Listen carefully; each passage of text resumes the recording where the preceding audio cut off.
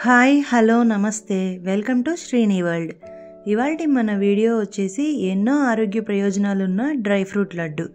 దీనికోసం ముందుగా నేను ఇక్కడ 1 కప్పు బాదం తరుగు, 1 కప్పు జీడిపప్పు తరుగు, అరకప్పు పిస్తా తరుగు, అరకప్పు వాల్నట్ తరుగు, పావు కప్పు చొప్పున అన్ని సీడ్స్ తీసుకున్నానండి. మస్క్ మిలాన్, సన్ఫ్లవర్ అలాగే పంకిన్ సీడ్స్, 400 గ్రామ్స్ డేట్స్ తీసుకున్నాను, అరకప్పు ఎండు కొబ్బరి తురుము, పావు కప్పు గసగసాలు తీసుకున్నాను.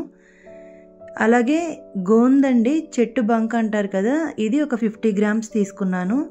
ఇప్పుడు ప్రాసెస్ ఏంటో చూసేద్దాం. స్టవ్ మీద కడాయి పెట్టుకొని అందులో 2 స్పూన్ల నెయ్యి యాడ్ చేసుకొని, నెయ్యి కరిగిన తర్వాత మనం తీసుకున్న గోందని మొత్తం ఒకేసారి కాకుండా సగం సగం 2 సార్లుగా కొంచెం కొంచెం వేసుకొని లో ఫ్లేమ్లో ఇలా కలుపుకుంటూ ఫ్రై చేసుకోవాలి.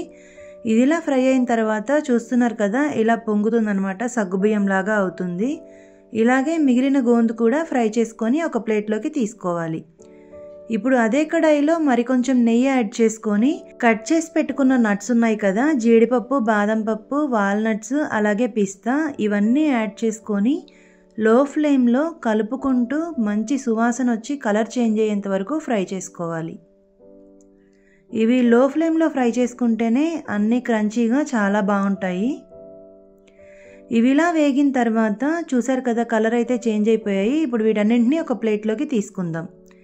ఇప్పుడు అదే కడాయిలో మరికొంచెం నెయ్యి యాడ్ చేసుకొని సీడ్స్ వేయించుకోవాలి.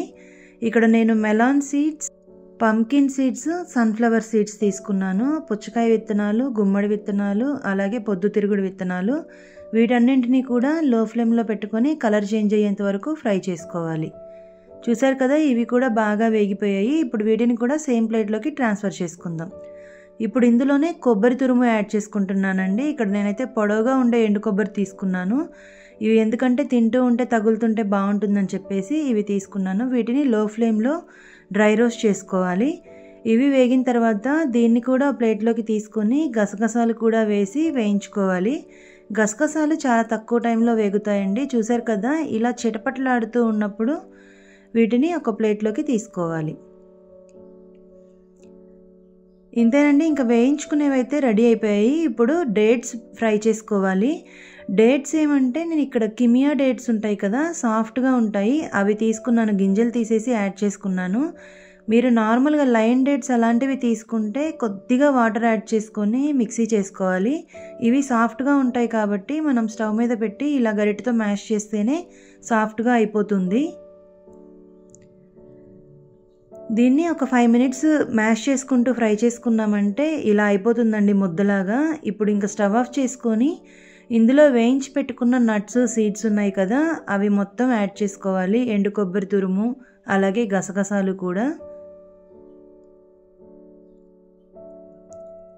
వీటన్నింటినీ యాడ్ చేసుకొని మనం గోందని వేయించి పెట్టుకున్నాం కదా, చెట్టు బంకని, దాన్ని కోర్స్గా గ్రైండ్ చేసుకోవాలి. అంటే మిక్సీలో వేసే పని లేదండి, ఇలా దంచుకున్న లేదంటే ఒక కవర్లో వేసేసి చపాతీ రోలర్ ఉంటుంది కదా, దాంతో అయినా కానీ రోల్ చేసుకుంటే సరిపోతుంది. ఇది మధ్య మధ్యలో తగులుతూ చాలా బాగుంటుంది టేస్ట్ అయితే. ఇప్పుడు ఈ డేట్స్ అనేది మొత్తం కలిసేలాగా బాగా కలుపుకోవాలండి, కొంచెం గోరువెచ్చగా అయిపోయిన తర్వాత.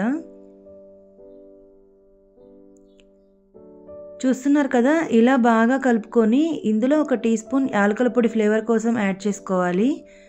ఇది కావాలంటే స్కిప్ కూడా చేయొచ్చు. ఇప్పుడు దీని అంతటినీ బాగా మిక్స్ చేసుకొని మనకి కావాల్సిన సైజులో లడ్డూలాగా చుట్టుకోవడమేనండి.